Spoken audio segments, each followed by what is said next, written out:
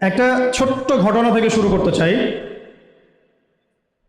ঘটনাটা ছোট্ট, কিন্তু এর যে গ্লোবাল ইম্প্যাক্ট এটা অনেক বড় ছিল।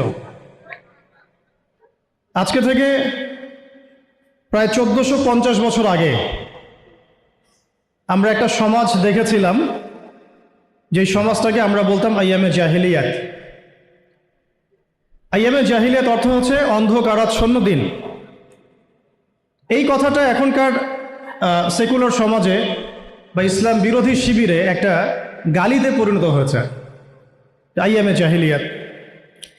কখন আমরা প্রশ্ন করি না যে কেন আমরা সেই যুগটাকে আইয়ামে জাহিলিয়াত বলি, কি কারণে বলি? আসলে কি সেই যুগটা আইয়ামে জাহিলিয়াতের সবচেয়ে বড় যুগ ছিল, নাকি ওই আইয়ামে জাহিলিয়াতগুলো এখনও আমাদের সমাজে আছে? এই বিষয়গুলো আমরা কখনো ভাবি না বা আলোচনা করি না। গল্পের শুরুটা এখান থেকে করছি যে ওই সমাজটাকে আমরা আইয়ামে জাহিলিয়াত বলছি মূলত 5টা কারণে। তো মনে রাখার চেষ্টা করবো ইনশাআল্লাহ। শেষের দিকে যদি সময় পাই তাহলে আপনাদেরকে আমি কিছু প্রশ্ন উত্তর ধরবো, যদি আপনারা বলতে পারেন। বলতে পারলে কোনো পুরস্কার নাই, দোয়া, শুধু দোয়া। 1 নম্বর কারণ ছিল শিরক, আল্লাহ পাকের তাওহীদের সাথে, একত্ববাদের সাথে অংশীদার সাব্যস্ত করা, শিরক। আমাদের ইউনিভার্সিটিতে শিরক নামে কোনো চ্যাপ্টার নাই, কোনো ফ্যাকাল্টি নাই। আল কোরআনুল কারীমে আল্লাহ পাক বলেছেন ইন্না শিরকা লাযুলমুন আযীম, পৃথিবীতে সবচেয়ে বড় জুলুমটাই হচ্ছে শিরক। কিন্তু শিরক কি এবং কেন, কত প্রকার, কিভাবে এখান থেকে বাঁচবো, এরকম কোনো ফ্যাকাল্টি আমাদের ইউনিভার্সিটিগুলোর মধ্যে নাই। ব্যাপারটা কি মানে অদ্ভুত না? নবী সাল্লাল্লাহু আলাইহি ওয়াসাল্লাম বলেছেন শেষ জামানায় সবচেয়ে বড় ফিতনা হবে মাসিহুদ দাজ্জাল। মাসিহুদ দাজ্জাল আনফর্চুনেটলি সবচেয়ে বড় ফিতনা সম্পর্কে আমাদের কোনো ফ্যাকাল্টি নাই। অথচ নবী সাল্লাল্লাহু আলাইহি ওয়াসাল্লাম বলেছেন যে পৃথিবীতে আদম আলাইহিস সালাম থেকে শুরু করে শেষ নবী মুহাম্মদ সাল্লাল্লাহু আলাইহি ওয়াসাল্লামের উম্মত পর্যন্ত দাজ্জালের চেয়ে ভয়ঙ্কর কোনো ফিতনা আসে নাই, আসবেও না। কিন্তু আমাদের কোনো ফ্যাকাল্টি নাই দাজ্জাল কে, কেন, কিভাবে, কোথা থেকে আসে, উৎপত্তি কি, তার ফাংশন কি, তার রোলটা কি হবে, কিভাবে সে ফিতনা ছড়াবে, তার ফিতনাগুলো কেমন হতে পারে, ইত্যাদি ইত্যাদি। তো যেটা বলছিলাম যে বড় বড় বিষয়গুলো নিয়ে আমাদের কোনো ফ্যাকাল্টি নাই। এটা অদ্ভুত না? এই ওয়ার্ল্ডে ইসলামিক ইকোনমিক্স যারা জানেন না বা বুঝেন না, তারা কোনো না কোনোভাবে হারাম খাবেনই খাবেন, কোনো না কোনোভাবে হারামে লিপ্ত হতেই হবে। কিন্তু ইসলামিক ইকোনমিক্স এবং মডার্ন ইকোনমিক্স, যেটা ওয়ার্ল্ড ব্যাংক এবং IMF-এর আন্ডারে চলে, এটার কম্প্যারিজন নিয়ে আমাদের সাবজেক্ট খুব একটা নাই। আজকে আপনারা সব স্টুডেন্ট, তাই আমি কিছু একাডেমিক কথা বলবো ইনশাআল্লাহ। তো শুরুটা গল্প থেকে যদিও করেছি, আমার টপিকটা কিন্তু একাডেমিক।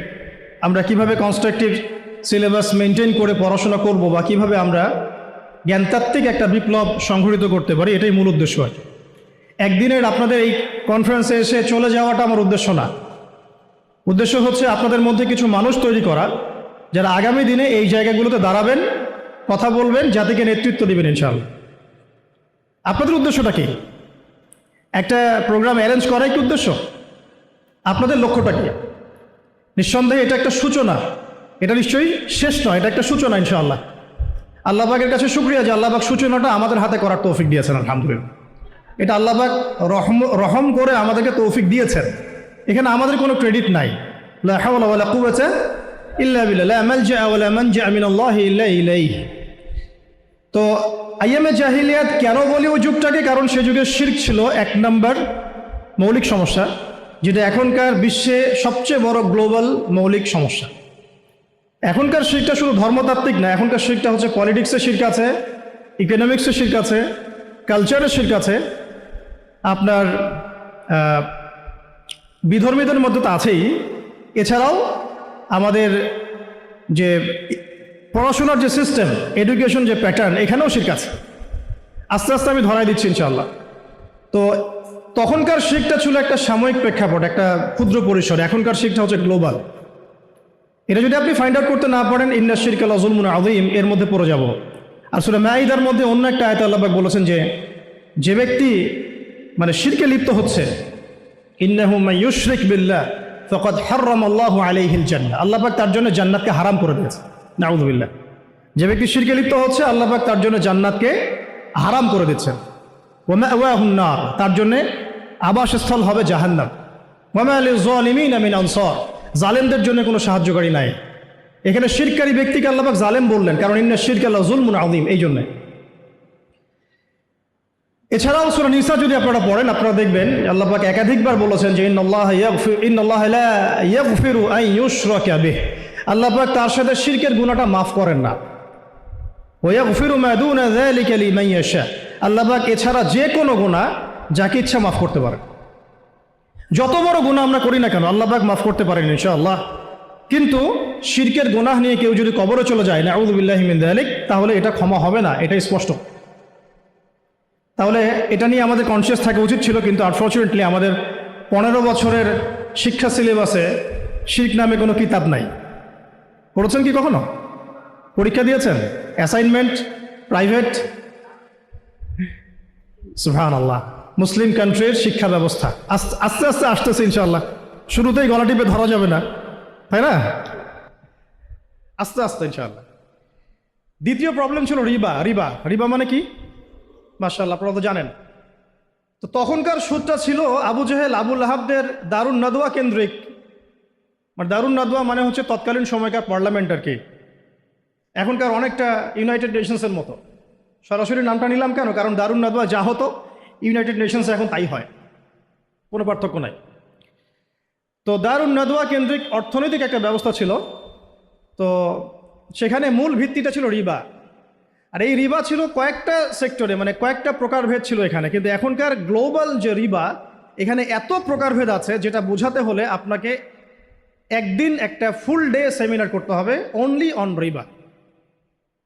এত ক্যাটাগরিজ আছে, এত প্রকরণ আছে, যেটা আমি 2 ঘন্টায় বলে শেষ করতে পারবো না। সারাদিন সময় লাগবে, 3-4টা সেশন লাগবে। এমনকি ঈদের দিন, ঈদের আগের দিন আপনারা যে টাকাগুলো কিনছেন, বেশি টাকা দিয়ে কচকচা টাকা নিচ্ছেন, এর মধ্যে রিবা আছে।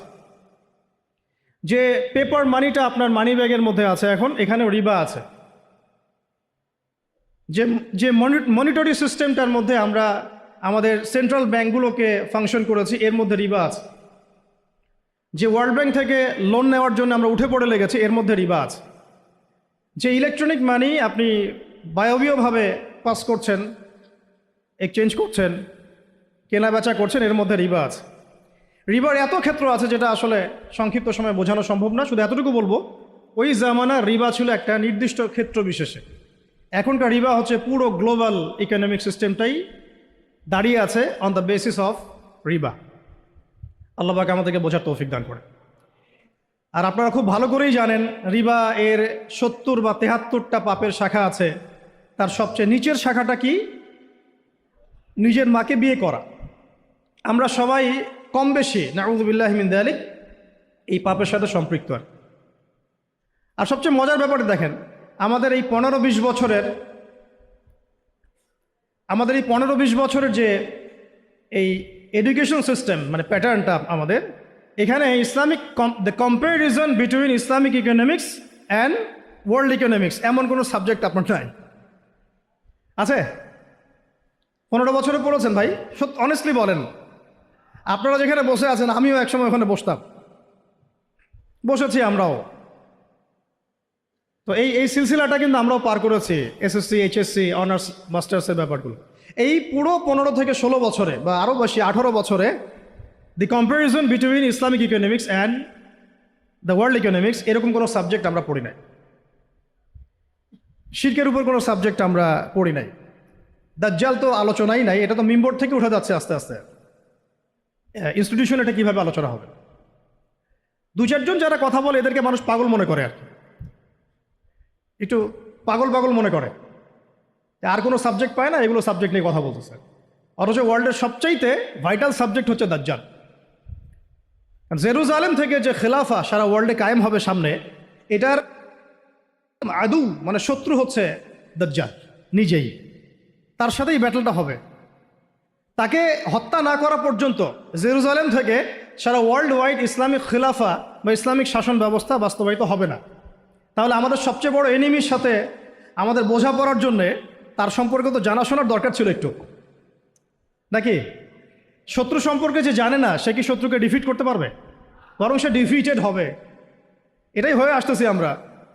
আপনারা আরবের চিত্রগুলো একটু দেখেন কি হচ্ছে। ইশারা দিলাম, বাকিটা আপনারা বুঝে নেন। 3 নাম্বার প্রবলেম ছিল মাদক। মনে থাকবে তো ইনশাল্লাহ? 1 নাম্বারটা কি ছিল?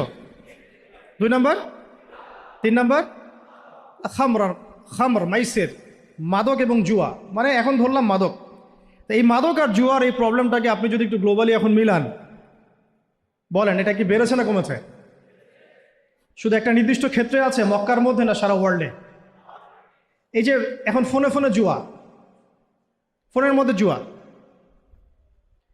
বাইরে জুয়া, আইপিএলে জুয়া, বিপিএলে জুয়া, ক্রিকেটে জুয়া, ফুটবলে জুয়া, সব জায়গায় জুয়া চলছে। ইভেন ফোনের মধ্যেও জুয়া,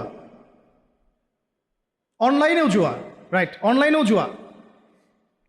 আর মাদকের কথা বাদ দিলাম। আগে তো না হয় মানুষ কিছু মাদক খেয়েছে, যেই মাদক সম্পর্কে আল্লাহ পাক সার্টিফাই করেছেন যে ওই মাদকের মধ্যে কিছুটা কল্যাণ আছে। আয়াতটা পড়ে দেখেন, সূরা বাকারায় আছে, ইয়াসআলুনাকা আনিল খামরি ওয়াল মাইসির, তারা তোমাকে খামর এবং মাইসির সম্পর্কে জিজ্ঞাসা করে। কুল ফীহিমা ইসমুন কাবীর ওয়া মানাফিউ লিন-নাস, বলো সেখানে যা আছে তার বেশিরভাগই হচ্ছে নোংরামি, পাপ, খারাপ, কিন্তু কিছুটা উপকারিতা আছে। এটা কিন্তু কোরআনে আছে। আর এখনকার মাদকগুলো এত ডেঞ্জারাস যে আপনাকে হিপনোটাইজ করে ফেলতে পারে। এমনও মাদক বের হয়েছে যেটা খাওয়ার প্রয়োজন নাই, শুধু তার দিকে যদি একটু ফু দেয়, উপাদানটা দিয়ে একটু ফু দেয়, সে অলরেডি হিপনোটাইজড হয়ে যাবে। সে নিজেই তার চেইন, সোনা দানা, মানি ব্যাগ বের করে দিয়ে দিবে মানুষ। এটাও একটা ওয়ান কাইন্ড অফ মাদকের মধ্যে।